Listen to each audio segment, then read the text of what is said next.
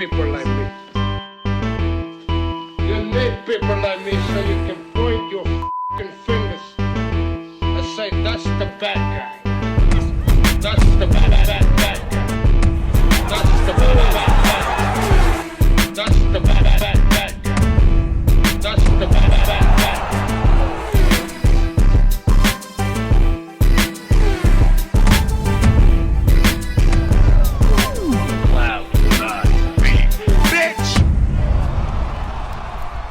Welcome to the motherfucking relay. We're covering today's top boxing news. Okay, we'll start with this. Unbeaten up-and-comer Raquel Miller posted this to her social media with a caption that reads, "You could strip me of everything I have. I'll walk away with a smile and go and get it again. It's not on me, it's in me. I'm back March 11th, and it's strap season via the WBC. I'm looking for female sparring partners between 155 and 175 pounds. Tag them or shoot me a message. Location is San Diego. Also, I need someone to make me a fire uniform. Tag them or shoot me a message." Last couple of years, it feels like Raquel Miller's been the odd woman out at or around these weights. Fights have been taking place. Fights, for the most part, have been happening between the who's who players anywhere at 154 pounds to as high as 168. At 168, we saw Franchon Cruz versus Aline Cederuz. At 160, we saw Clarissa Shields versus Savannah Marshall. At 154, we've already seen Natasha Jonas. Clean house, for the most part, clean house at junior middleweight. Fights have been happening. Good fights. Very good fights. And for the most part, Raquel Miller has been the odd woman out. Her best win still is her win over Mexico's own Alma Ibarra, who has since retired after being throttled by Jessica McCaskill at welterweight. Still Raquel Miller's best win. Nothing to sneeze at, but given everything that's going on, you get the sense that she really does need a signature fight, a more high-profile fight, a better one than just that win over Alma Ibarra. She's looking for sparring partners anywhere between junior middle and light heavyweight. Likely because her next fight is going to take place somewhere in the middle. Somewhere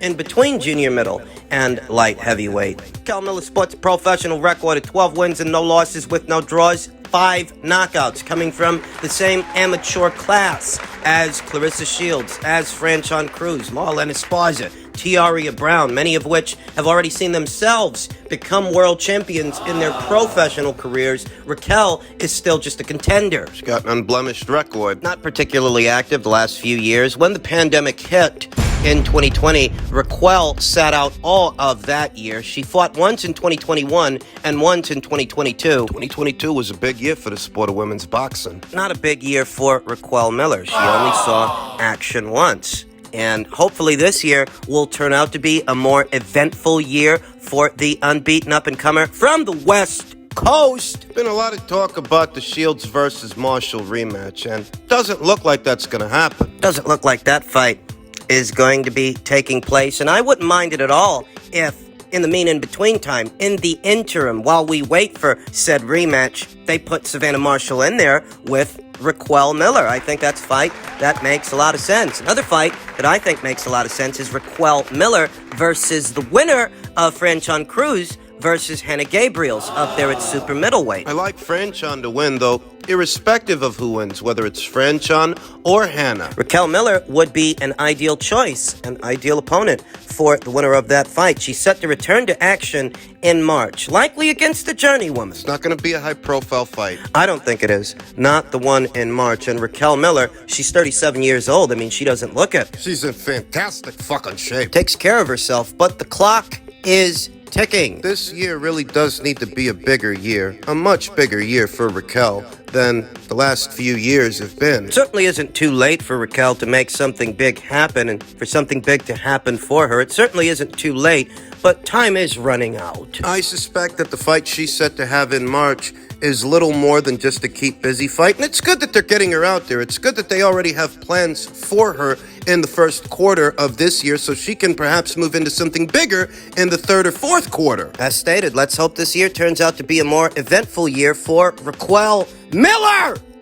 In men's bantamweight and super bantamweight news, I'm sure most of you have heard already. Naoya Inoue confirms plans to vacate undisputed bantamweight crown, campaign in 122 pounds. He's not wasting any time. And why should he? He's young, at the height of his popularity in his physical prime, now is the time to make such a move. There's nothing left for him to do at 118 pounds. Naoya Inoue has paved the way to usher in a new era of top bantamweights as he sets his sights on becoming a four-division champion. The unbeaten pound-for-pound entrant confirmed that he is prepared to relinquish his undisputed bantamweight championship. News of the development came during a press conference held Friday in his hometown of Yokohama, Japan, where he formally revealed his intentions of next conquering the 122-pound division. I would like to inform you that I will return the belts to the four sanctioning bodies, Inoue revealed. To the assembled media at Yokohama, It's not hard to be a fan of Naoya Inoue. it really isn't. He's not the kind of fighter that you ever have to apologize for. Apologize for how he's moving or how he's doing, how he looks, how he performs. It's very easy to be a fan of this fighter. It's almost strange that anyone isn't already a fan of Naoya Inoue. Fan of this fighter, which can only be attributed to either ignorance, a sheer lack of awareness of this fighter, or American xenophobia. In 2023, I would like to move up one weight class and challenge the super bantamweight division. It's a perfect match, but there's nothing left for me to do in this bantamweight division, and there's no opponent I want to fight. The news comes exactly 1 month after Inoue made history as the first Japanese and Asian boxer to become undisputed champion in the multi-belt era. The feat was accomplished with his 11th round knockout of England's Paul Butler, adding the WBO belt to his collection of lineal WBC, WBA, and IBF titles on December 13th in Tokyo. Inoue's lived up to his namesake in the bantamweight division, adequately dubbed the Monster. That's what he's been at 118 pounds. Will he continue to be that? Will he be able to stay in character at 122? Obvious parallels between Inoue's bid to become a four-division champion and what was Chocolatito's bid, Roman Gonzalez's bid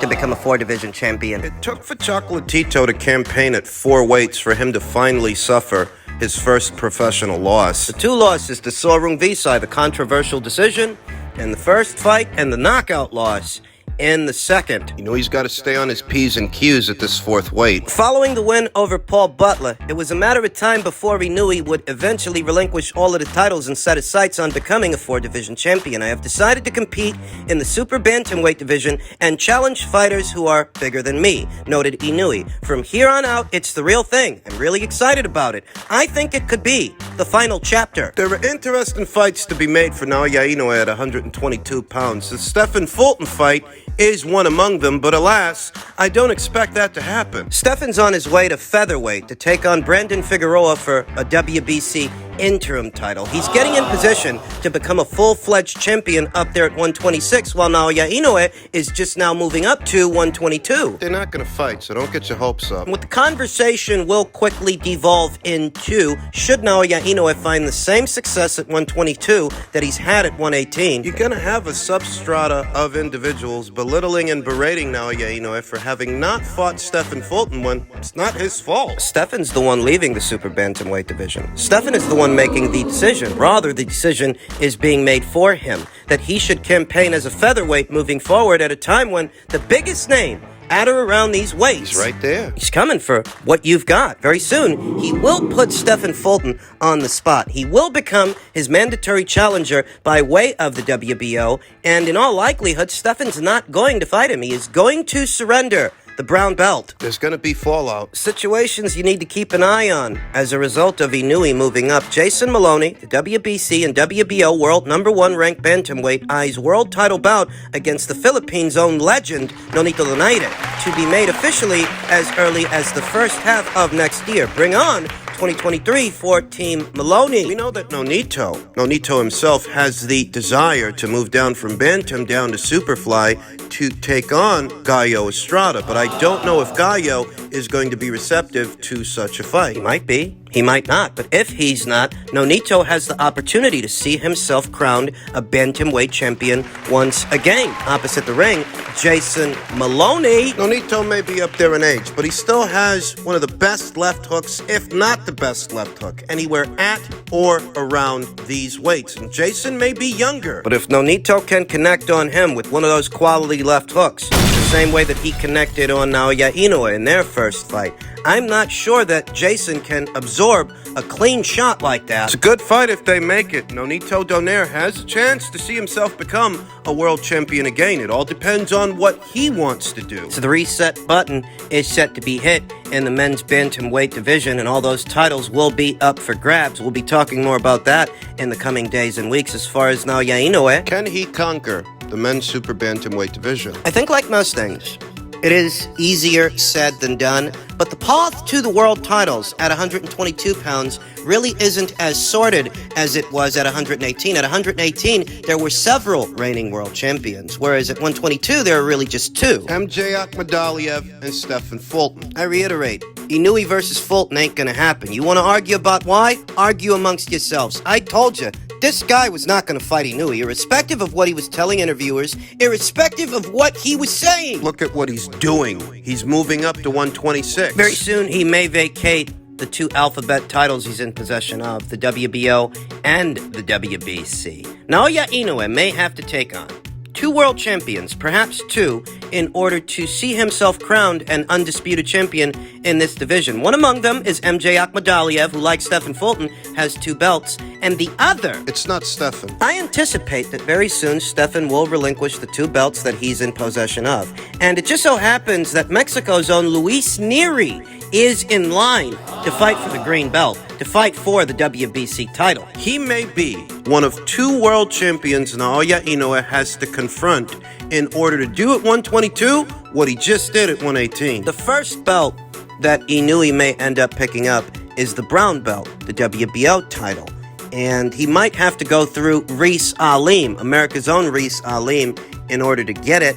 And if it's not Reese Alim, it'll be the next highest available ranked contender. If he wins, it then becomes a question of getting MJ Akhmadaliev in the ring, and I think he can.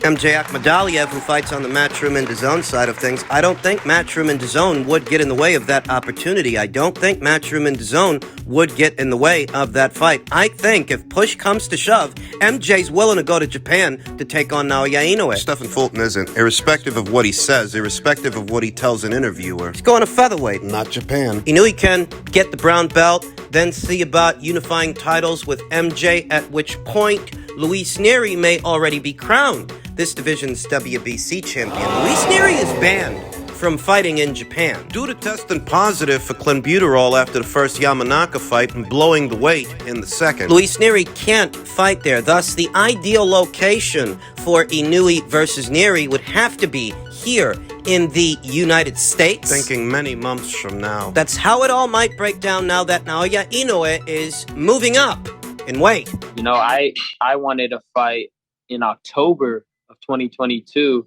to get keep the momentum going. I had just fought in July, and I said, I'm going to fight in October, and they told me, they were very adamant, we're not going to fight you if you take that fight in December. And I was like, wow, okay. I promised fans that I'm going to do this, and if I can't take a tune-up before that, or not a tune-up, but if I can't keep active, then whatever, I'm going to just go and fight Tank. All of a sudden, he don't want to fight in December, and then I'm like, all right, let's fight in January. He agrees to that. Then he says he needs a tune-up in January. Then he said, originally it was at a certain weight. Then all of a sudden, it can't be at that weight. Oh. So all these things I've had to do, and I was just like, you know what? I'm not going to fight in January. I'm not going to have something out of the blue happen to me. And I'm going to go straight for Tank because I truly believe I'll beat him. I've always have to believe I'll beat him. I came across this bombshell revelation yesterday, and I have to admit that it doesn't surprise me because it sounds eerily similar to what Terence Crawford said. Terence Crawford said that upon informing Al Heyman that he would be taking a keep busy fight late last year, Al told him that if he does, Errol would move on. Errol would end up fighting Keith Thurman, that it was the PBC's intention to do their fight this year. So the question then becomes, why should it bother Al Heyman or anybody that Terence wanted to take a keep busy fight last year? The same applies here. Why should it bother Gervonta Davis or anybody if Ryan Garcia wanted to take a keep busy fight? Why would the mega match between Ryan and Gervonta be contingent upon Ryan being less active? Why would the mega match between Terence Crawford and Errol Spence, why would that be contingent upon Terence Crawford being less active? What's the end game here. They want those fighters at a disadvantage. In one sentence, they want them at a disadvantage. They wish to handicap them ahead of those fights because if they're more active, they'll be sharper the night of. And they don't want a sharp Ryan Garcia fighting Gervonta Davis any more than they want a sharp Terrence Crawford fighting Errol Spence Jr. In a word, in a sentence, if you're hearing this and trying to wrap your mind around such an ultimatum, that would be the end game of such an ultimatum. They want these guys to be a little rusty the night of. They're cowards. I don't often use that word when it comes to professional fighters, when it comes to pugilists, but if this story checks out, if it's exactly the way that Ryan says it is, and I believe it is because we've heard this before. They're cowards. Anglers and shysters, flim-flam artists, more concerned with selling you a dream than selling you a fight. I've known for a long time that Gervonta Davis ain't what they say he is, but This latest development from Ryan Garcia, he's already viewed as being beatable. You're going to make the fight contingent upon facing a less active Ryan Garcia, and if he were to stand on his square and say no, he's going to take a keep busy fight, you're saying you wouldn't do this thing. That's what it sounds like. It sounds a lot like what Terrence Crawford said. He was told. These guys are cowards. Many times here on the channel, I myself have accused Al Heyman and his PBC of negotiating in bad faith. And that's essentially what this is, because had Ryan stood on his square and said no, you know what would have happened then? They would have tried to wrap this around his neck, blame him for the fight not happening, even though they're the ones negotiating in bad faith. Why should this fight be contingent upon his schedule and his ability to keep busy? What kind of a request is that? What kind of ultimatum? I've long maintained this butterball is the most protected butterball in all of boxing. And everything about him is all smoke and mirrors. Everything about him is a smokescreen. I mean, look at the last guy that he fought. A super featherweight at lightweight. Why? For what reason are you fighting that guy? If you want to establish yourself as the best in show at lightweight, one would think you'd fight other lightweights, not super featherweights. These comments from Ryan Garcia, they're gonna fall on deaf ears when it comes to Gervonta supporters. They don't care. And it's because his core supporters aren't necessarily boxing fans. In the boxing sense of the word. They're really big on Gervonta Davis and support him for other reasons not exclusive to the sport of boxing and the boxing sense of the word. So they'll give him a pass for almost anything. And everything, whereas a boxing fan, a true blue fan of the sport, is going to look at this and tell themselves, this guy's not beatable enough for you already? You want to handicap him. You want to handicap him even further. Because he's not Devin Haney. He's not Shakur Stevenson. He's already viewed as a more beatable opponent than them. And you're so nervous about how you handle this butterball, you want to handicap Ryan. Because you guys are cowards. Don't often use that word when it comes to pugilists and professional boxing, but this is the way that cowards negotiate a fight. This is a coward's methodology. That's what these guys are. Bunch of fucking cowards. I believe Ryan Garcia. And it's not because I'm a big fan of him. Put simply, I'm not. I believe Ryan Garcia because I've heard this before. The PBC negotiate like cowards.